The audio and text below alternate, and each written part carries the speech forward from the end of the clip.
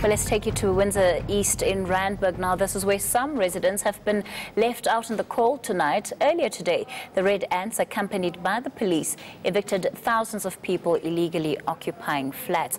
Malungelo Booi has been tracking that story for us throughout the day. Malu, there was quite a bit of chaos today as those families were evicted. At the end of the day, do we have any answers as to whether or not they were informed of those evictions and whether these evictions are in fact legal?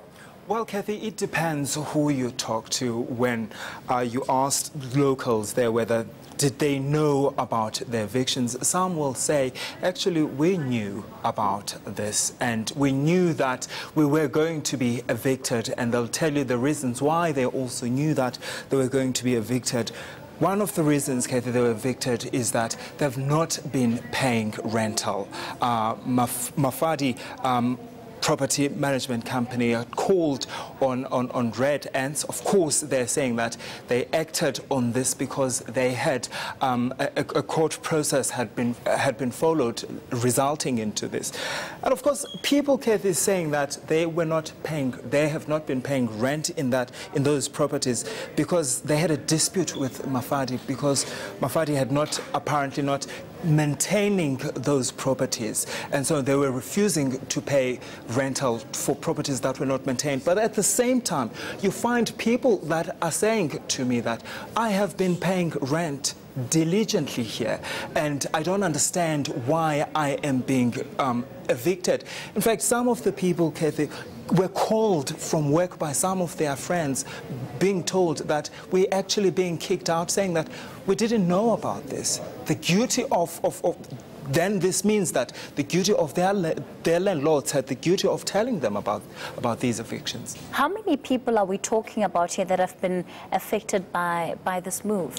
Well, Kathy, I'm going to answer this question like this.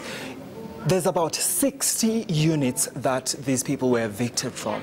Now, these are in 16 buildings.